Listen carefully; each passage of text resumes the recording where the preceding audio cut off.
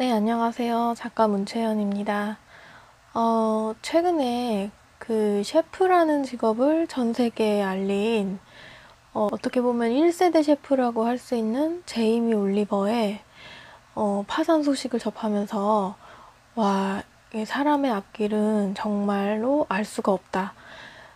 늘 내 인생에 대해서 이렇게 고민을 하고 깨어있지 않으면 앞으로의 남아있는 인생이 어떤 방향으로 흘러갈지 아무도 예상할 수 없다는 생각을 많이 했어요. 그래서 마침 또 좋은 책이 있어서 이번에 읽게 된 책이 있는데요. 제목이 38세 상승과 추락 사이. 왜 38세냐 보니까, 이게 마침 제 나이대이기도 하면서 저처럼, 어떻게 보면 아이를 낳고 기르는 모든 육아하시는 어머님들, 그리고 또한 30대 중후반이 이렇게 많을 거라고 예상이 되는데요. 이 책에서는 이 38세를 인생에서 매우 중요한 분기점의 나이라고 소개를 했어요. 그래서 경험에, 지금까지 쌓인 그런 경험에 자신감이 보태지는 나이이고, 또 연륜은 쌓이되 창의성이 막 번쩍이는 나이. 그래서 뭔가를 하기에 너무 이르지도 않고 너무 늦지도 않은 자기 재구축의 나이라고 설정을 했어요. 그래서 이런 상황들을 인식을 하고 40대를 맞이한 사람과 그저 아무 생각 없이 그냥 시간 흘러가는 대로 보낸 사람은 그 이후의 인생이 전혀 달라질 거라는 거죠. 어, 여러분은 어떻게 생각하세요? 저도 어느새 아이 셋을 이렇게 낳고 기르면서, 와, 내 나이가 언제 30대 중반이 넘었지? 이렇게 아이만 키우다가 나이를 먹고 끝나는 건 아닐까? 그리고 아이들 크고 나면 내 남은 인생을 어떻게 보내야 하지? 이런 생각을 수도 없이 해요. 그런데 중요한 건 늦지 않았다는 사실인데요. 결혼을 해서 사는 여자들 대부분이 어떤 걸 고민하죠? 경력 단절이라든지 그런 어떤 사회적인 커리어가 중단되는 그런 문제들로 굉장히 많은 고민을 해요. 그런데 중요한 건 30대 중후반이면 뭔가를 도전하기에 늦지 않았다는 거예요. 네, 여러분은 자유가 뭔가요? 라고 물어본다면 어떻게 대답을 하시겠어요? 이게 결혼 전에는 자유라고 하면 그냥 흔히들 내가 이런 반복되는 업무에서 벗어나서 편하게 쉬는 것, 아무것도 하지 않는 그런 시간이다. 이런 개념을 갖고 있었는데요. 사실 이 자유라고 하는 거는 내가 뭔가를 하고 싶을 때 어떤 일에도 구애받지 않고 할 수 있는 것.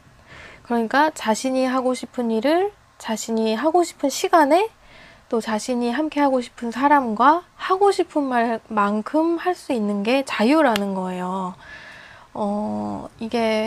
이 개념이 어떻게 보면 이제 내가 수중에 돈을 얼마나 쥐고 있는지, 어, 내가 써야 되는 돈을 외에 여유롭게 쓸 수 있는 돈이 얼마인지로 직결되는 문제인 것 같아요.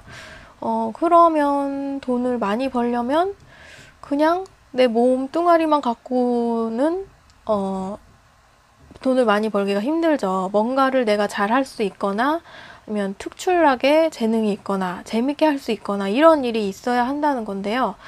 만약에 나는 아직 자유를 얻지 못한 것 같다라는 생각이 들거나 지금까지 뭔가 이렇게 내세울 만한 이력이나 훈장 같은 것이 없다 이런 분들이라면 앞으로 다가올 40대가 될 때까지 그 남은 몇 년의 시간이 있잖아요. 이 시간이 바로 승부수를 둘 수 있는 시간이라는 거예요. 이렇게 이 시간을 아주 밀도 높게 보내고 난 사람은 40세 이후의 인생을 아주 크게 변화시킬 수 있는 분기점이라는 그런 생각으로 한번 이 책을 같이 읽어보도록 할게요. 자, 먼저 40세까지의 어떤 돈의 실패, 예를 들어서 돈을 어디 투자했다가 아주 큰 손실을 봤다거나 아니면 누군가에게 빌려줬는데 못 받고 오히려 그 사람과 나빠졌던 그런 경험들, 어, 또한 아니면 직장을 잃고서 막 갑자기 생활고에 시달리게 됐다든지 이런 문제들이 있겠죠. 이렇게 40세 이전까지의 돈의 실패는 실패가 아니라 공부라는 거예요. 물론 돈은 이렇게 사람을 행복하게 해주기도 하지만 내가 이런 여윳돈으로 어딘가를 투자해서 큰 손실을 보게 된 경우를 보면 돈은 동시에 또 사람을 불행하게 만들기도 하죠. 이렇게 돈이 얼마나 무서운 것이라는 거를 40세 이전에 깨달아야 한다는 건데요. 물론 그래서 누구나 다 실패를 하는 경험을 해야 된다는 건 아니지만 어느 정도 돈을 다룰 줄 아는 그런 습관들이 필요하다는 거예요. 40세가 넘어서 돈에 대한 실수를 하거나 실패를 하면 그걸로 인해 입게 되는 그런 타격이 너무 커서 회복하는데 몇 배의 어려움이 있다고 해요. 그래서 진짜로 부라는 것은 내가 수중에 얼마씩을 저축을 해서 얼마만큼의 돈이 있는가가 아니라 돈을 어떠한 문제로 인해서 다 잃었을 때 남아있는 것이라고 해요. 잃었을 때 남아있는 것. 설령 내가 모든 것을 다 잃고 다 실수로 날려버렸다고 해도 다시 나의 위치로 돌아올 수 있는 그런 흐름이라는 건데요. 예를 들면 이제 100만 원은 저축한 상태로 두면 시간이 흘러도 그냥 100만 원이에요. 그런데 이 100만 원으로 내가 어떤 뭔가 투자를 해서 자격증을 얻었어요. 그러면 그런 100만 원은 없어졌지만 내가 그 100만 원을 벌 수 있는 자격이 생긴 거잖아요. 그렇게 흐름을 만들라는 거예요. 우리가 물이 필요한 것으로 이렇게 수로를 만들듯이 돈이 우리에게 흘러 들어올 수 있는 그런 흐름을 만들라는 거죠. 그러니까 나는 이제 10년간 애만 키우느라고 지금 할 수 있는 게 아무것도 없다. 사회에 나가봐야 뭐 애 엄마를 누가 써주겠냐고 이렇게 신세를 한탄하면서 생각하지 말고 40세가 되기 전에 자기 개발에 투자하라는 얘기예요. 물론 저축을 뭐 단 한 푼도 하지 않고 투자하라는 건 아니죠.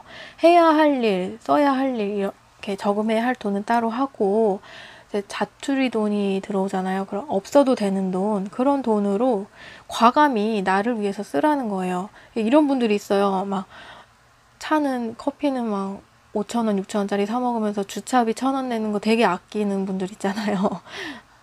자, 이제 두 번째로 내 연봉에 대해서 한번 책정을 해볼까요?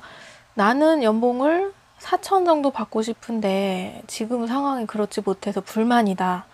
그렇다고 또 직장을 다른 데로 옮길 수도 없는 상황이고, 다 때려치고 나와서 혼자 독립을 해서 회사를 차리자니 또 엄청난 부담이고 아마 대부분의 사람들이 이런 걸로 고민을 막 하겠죠.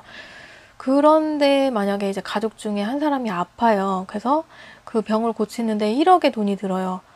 네, 1억의 돈을 들여서 그 사람을 낫게 한다면 우리는 포기할까요? 아니죠. 어떻게 해서든 그 1억을 구하려고 밤낮으로 막 열심히 노력을 하게 되겠죠.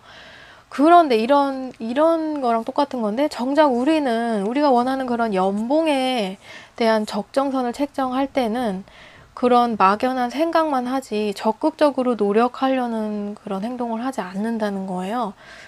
이 말은 다시 바꿔서 말을 하자면 지금의 내가 받고 있는 연봉, 지금의 내가 이렇게 살아가고 있는 생활 수준은 다 내가 생각한 대로 결정된 것이라는 거예요.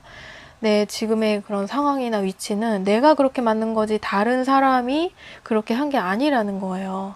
그래서 내가 얼마나 간절히 원하고 노력하느냐에 따라서 그 향후 40대에 내 연봉을 높일 수 있는지가 결정된다는 거예요. 이제 중요한 사실은 내가 40세까지 반드시 해두어야 할 것. 나는 이러이러한 걸 했어 라고 했을 때 상대가 와, 대단하다 하고 감탄하게 할 만한 실적이 하나씩은 있어야 한다는 건데요. 누가 만약에 당신은 누구냐고 물어봤을 때, 막 얼버무리지 않고 한마디로 이렇게 딱 전달할 수 있는 것. 그런 어떤 최신 프로필을 항상 갖고 있어야 한다는 건데요. 인간은 이제 나이를 먹으면서 꿈과 이상의 세계에서 점점 멀어지면서 차츰 현실 세계로 들어오게 되죠. 특히나 이 30대 중후반은 좋든 싫든 현실을 직시하게 되는 그런 나이인데요. 아, 나는 이 정도네, 현실이 이렇구나, 이렇게 생각을 하면서 그냥 포기해버리는 순간에 저기 어딘가에 있던 그런 가능성이 제로가 된다는 사실을 잊지 말라는 거예요.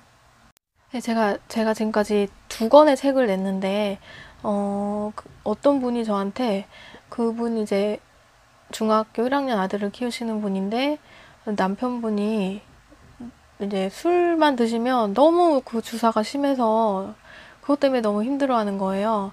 근데 이제 생활도 나아질 기미가 보이지 않고, 그래서 어쩔 수 없이 돈을 벌려고 생활을 하려고 일을 하는데, 어, 그분이 진짜 하고 싶은 일은 소설을 쓰는 거라고 하더라고요. 그래서 어떻게 해야 되냐요. 그래서 그냥 쓰시라고 했어요.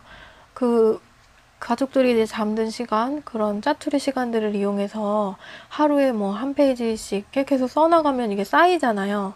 그러면 낼 수 있는 거예요. 요새는 그 옛날처럼 막 원고를 이렇게 의뢰해서 출판사에서 이렇게 검토를 하고 네, 내도 되겠다 해서 그런 내는 그런 시스템보다는 1인 출판사라고 해가지고 내가 책을 내고 싶으면 내 자비를 들여서 이렇게 얼마든지 낼 수 있는 그런 시대가 왔잖아요. 그렇기 때문에 내가 하고 싶으면 그냥 마음을 바꿔서 하면 되는 거예요. 이 인디언 속담에 마음이 변하면 태도가 바뀌고 태도가 바뀌면 행동이 변하고 행동이 바뀌면 습관이 변하고 습관이 바뀌면 인격이 바뀐다. 인격이 바뀌면 운명이 바뀌고 운명이 바뀌면 인생이 바뀐다. 이런 말이 있는데요. 그 어떤 자기 개발서를 봐도 이 내용이 공통적이에요. 그러니까 첫 단계, 마음이 변하면 태도가 바뀌는 건데 대부분의 사람들이 마음을 변화시킬 수 없어서 실패한다는 건데요. 사실 이 마음 바꾸는 게 굉장히 힘든 일이죠. 그런데 오늘부터라도 좀 내가 진짜 할 수 있는 일이 뭔지, 잘할 수 있는 일, 해야 할 일, 이 세 가지를 한번 곰곰이 생각을 해보고, 내 마음을 바꾸는 그런 연습을 하면서 내가 하고 싶은 일이 뭔지, 할 수 있는 일이 뭔지, 또 해야 할 일은 뭔지 이 세 가지를 한번 곰곰이 생각해 볼 수 있는 시간을 가졌으면 좋겠어요. 네, 시청해 주셔서 감사드리고요. 저는 더 다음 시간에 좋은 책을 갖고 돌아오도록 하겠습니다. 지금 막 태풍이 오려고 난리가 났는데 건강 관리 더 유의하시길 바래요. 안녕히 계세요.